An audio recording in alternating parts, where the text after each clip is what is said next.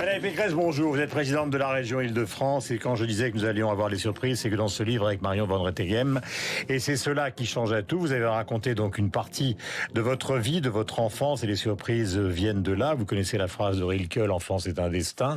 On choisit souvent beaucoup de choses. Vous dites d'ailleurs que vous vouliez être psy comme votre grand-père, voire actrice de cinéma. Et vous êtes présidente de la région Île-de-France. Et donc, la dernière de couverture explique aussi que vous êtes la femme politique de droite qui peut-être un jour sera présidente de la République. Commençons un soupçon par l'actualité, parce que les gens sont évidemment très troublés par ce qui se passe à l'hôpital. Alors, est-ce que c'est un problème humain? Est-ce que c'est un problème budgétaire? Parce que ça coûte une fortune quand même, entre 82 et 84 milliards. Est-ce que l'État français s'y prend extrêmement mal? Que faudrait-il faire? Parce que les hôpitaux dans la région Île-de-France, vous en avez un paquet. Absolument. Et il faut entendre la souffrance de l'hôpital qui s'exprime à la fois à travers les médecins, mais aussi à travers tous les personnels paramédicaux. Moi, je les ai reçus. Ce qui m'apparaît, c'est que c'est l'ensemble de notre système de santé qui ne marche pas. On a un système de santé qui est complètement saturé, avec un phénomène de désertification médicale. Le plus grand des paradoxes, c'est que vous ne trouvez plus un généraliste de secteur 1 dans Paris. Et donc, qu'est-ce que toute cette désertification médicale des territoires ruraux, des quartiers populaires, des centres-villes amène? Eh bien, elle amène une foule à l'hôpital public. Et donc, en réalité, l'hôpital est finalement devenu le recours de tous ceux qui n'ont plus d'accès au système de soins. Mais Agnès Buzyn bosse, elle est médecin, elle était reconnue comme une grande médecin, et ils sont confrontés à un problème budgétaire et en même temps à une colère fondamentale qui n'arrive pas à conjurer.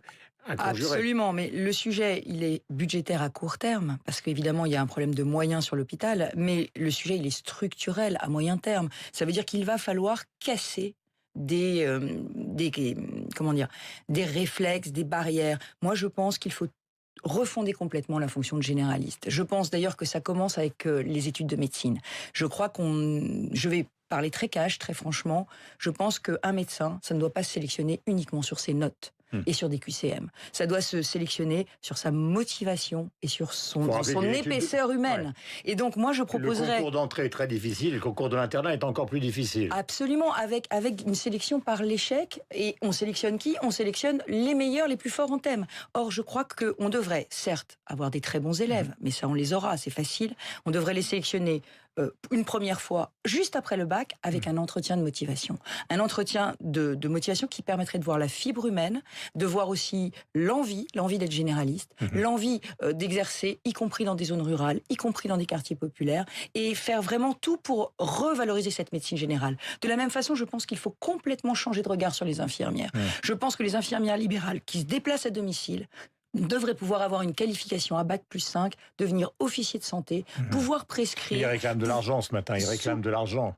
Absolument, mais ça c'est du court terme. Et bien sûr, il y a un problème d'investissement à l'hôpital, il y a un problème de statut du médecin hospitalier. Mais là encore, je vous le dis, si on se contente de traiter l'hôpital, on ne traitera pas les causes réelles du malaise hospitalier, qui sont que le système libéral ne fonctionne plus. Moi j'ai été en Saône-et-Loire pour voir une expérimentation où le département salarie aujourd'hui les médecins généralistes pour éviter le burn-out de ces praticiens généralistes qui aujourd'hui en libéral n'arrivent plus à exercer. Comme on n'a plus de généralistes, comme ils sont saturés, comme ils sont en burn-out, on part à l'hôpital et l'hôpital se sature. Et l'hôpital doit faire face à toutes les urgences. Et puis il y a un autre sujet, pardon de le dire, c'est que l'État devrait investir sur ses priorités et arrêter de gaspiller l'argent public à autre chose que les priorités. Mais ça, c'est politique. Vous écrivez dans le livre, en répondant à des questions qu'à plusieurs reprises, Emmanuel Macron donc vous demande, alors il n'y a pas de proposition précise, mais il vous dit, mais quand est-ce que tu quittes les Républicains?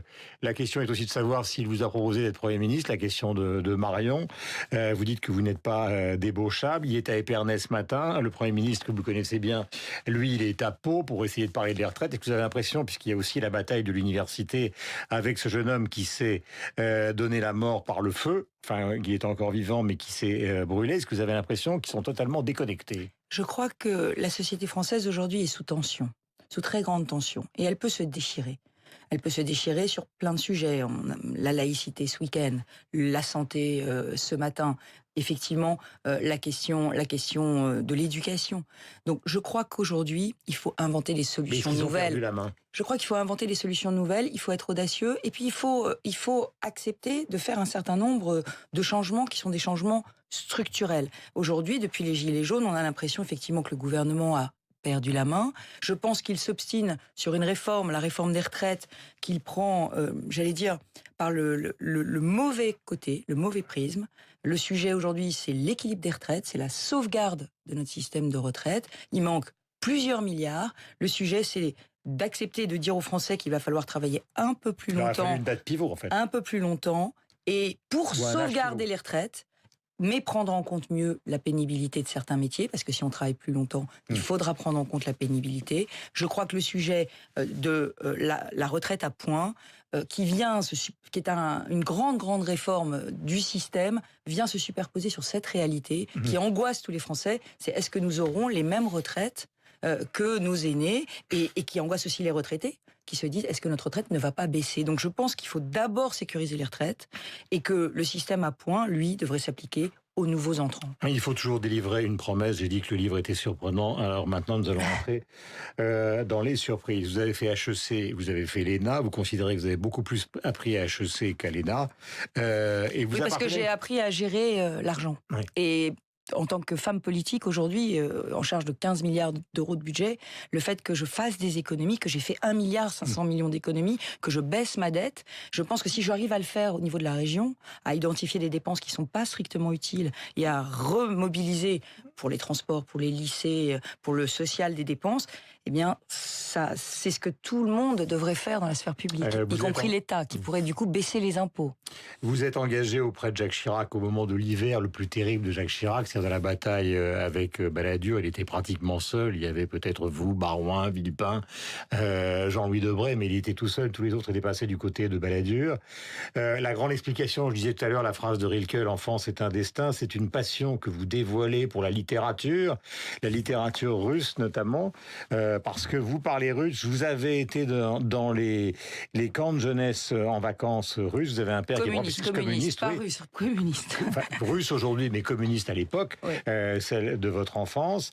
Et vous avez un grand-père, vous avez une famille de résistants des deux côtés, un grand-père qui vous a beaucoup marqué. Il était psy, il s'est occupé de Romain Gary, d'André Malraux, de Jean Seberg, et il a joué un rôle considérable dans votre vie. Pourquoi ? Parce que il s'est battu pour faire reconnaître la dépression comme une maladie. Vous savez, c'était une époque où on considérait que les déprimés, c'était juste un mauvais moment à passer, qu'il fallait prendre sur soi. Donnons son nom d'ailleurs, puisque vous le donnez. Il s'appelait Louis Bertagna. Et je ne révèle les noms que de ses patients qui eux-mêmes l'ont dit. On dit que c'était ses patients. Et il a fait reconnaître la dépression, il a fait partie de ces psychiatres qui ont fait reconnaître la dépression comme une vraie maladie. Et il avait une certitude qui était liée à son expérience, c'est qu'on en sort toujours de la dépression. Et ça, c'est une leçon de vie. C'est une leçon de vie pour le pays, c'est une leçon de vie pour tous les Français qui aujourd'hui se sentent en burn-out, en burn-out professionnel. Et il y en a de plus en plus. On parle des médecins, des professionnels de santé, mais on peut parler des policiers, on peut parler des enseignants, on peut parler de ces cadres qui se sentent pressés par le système, ces ouvriers, ces agriculteurs aussi. Donc je pense qu'il faut sortir le pays de la dépression. Et je pense que c'est toujours possible. Mais vous expliquez justement, en parlant de littérature, de grande littérature russe, justement, qui est au fond, au cœur justement de la découverte du mal, de la difficulté de vivre. Vous parlez de votre père qui a été professeur d'université, et vous racontez aussi que dans votre génération, tous ceux qui faisaient HEC n'avaient qu'une seule envie dans les années 80. Au fond, c'est de faire beaucoup d'argent et de devenir des Golden Boys. Et vous, c'est peut-être la figure du grand-père et la figure du père qui est des profs d'université qui vous a laissé dans la fonction publique et laissé du côté de la politique, mais laissé volontairement.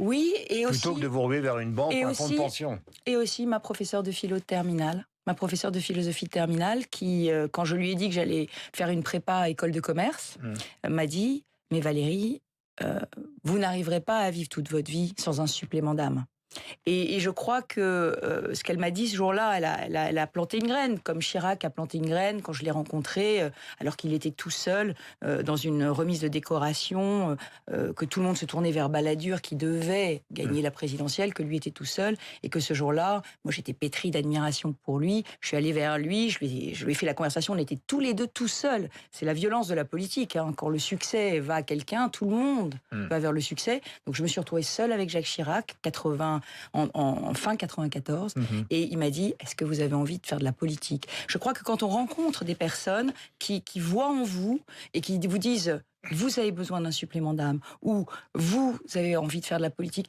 il y a des rencontres qui plantent des graines. Et moi, j'essaye de faire ça aujourd'hui avec la jeune génération. J'essaye de leur dire, la politique, c'est noble, la politique, c'est un engagement. Est-ce que vous n'avez pas envie aussi de vous engager pour votre pays, pour les autres ? Alors, vous racontez, ce sera ma dernière question, que du côté de la droite, il y a toujours eu un côté climato-sceptique qui était quand même assez catastrophique, que le culte du chef, même si vous aimiez beaucoup Jacques Chirac, est un culte qui devrait être remplacé aujourd'hui par un culte des idées. Vous cassez d'une certaine manière l'idée qu'on se fait de vous, qui est aussi une caricature de la grande bourgeoise, en expliquant que vous avez beaucoup voyagé, la Russie, le Japon. C'est surtout que je me suis installée à Saint-Ouen, en Seine-Saint-Denis, et que vous au avez cœur des travaillé, problèmes donc, de la France. Vous avez travaillé faisant un stage ouvrier chez William Saurin il y a maintenant des années et des années.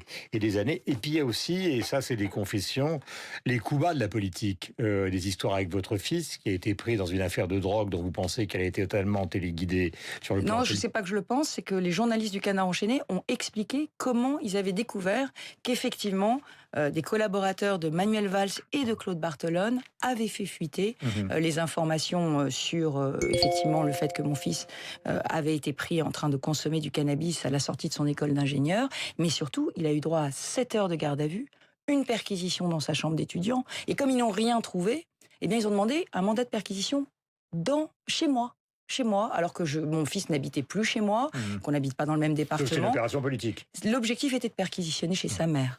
Et le juge a refusé le mandat de perquisition en disant je ne comprends pas quel est l'objet de ce mandat de perquisition. Mais les journalistes du Canard enchaîné étaient dans le bureau du directeur de la police de Paris quand il a passé les coups de fil. Et ensuite, ils sont sortis de son bureau et ils ont reçu des SMS disant le fils de Pécresse est en garde à vue. Donc en fait, ils ont propagé cette information. Et quel était l'objectif ? Mais je suis une femme. Donc c'était de dire, si son fils de 19 ans fume des joints, c'est une mauvaise mère, c'est donc qu'elle n'est pas capable, et donc essayer de me salir, de me dénigrer. Et aussi de me déstabiliser, bien sûr. J'ajoute que les relations avec Nicolas Sarkozy ont été à la fois heureuses, vous avez réformé les universités, et en même temps compliquées sur le plan politique, car là aussi les coups bas ont volé, mais il faut découvrir un livre, c'est-à-dire qu'il faut le lire, c'est l'intérêt. Ceux qui aiment la politique découvriront des coulisses qu'ils ne soupçonnent pas. Ça s'appelle « Et c'est cela qui change à tout ». Dernière question, est-ce que la présidentielle est votre objectif ? Ce qui est mon objectif... Il faut le dire. Ce qui est mon objectif, c'est... On m'a donné un porte-voix. On m'a élue présidente de la région capitale. Ce porte-voix me permet de dire beaucoup de choses et j'ai besoin de les dire aujourd'hui. Après, les choses se passeront comme elles doivent se passer, mais je ne me résigne pas au face-à-face Macron-Le Pen. Nous allons recevoir tout à l'heure donc Marc Lambron pour Carnet de Bal numéro 4. Je sais que vous le connaissez parce que à un moment vous avez lu Les Menteurs, l'un de ces livres qui justement correspond à votre... Comment est-ce que vous le savez ? Eh bien parce que j'enquête, si vous voulez, et qui est justement le livre et le roman de votre génération. Voici David Abiker, le Georges Clooney maison, qui vous regarde. Merci d'être venu ce matin. Le livre, je le rappelle, est publié aux éditions Robert Laffont. Radio Classique, et votre journée devient plus belle.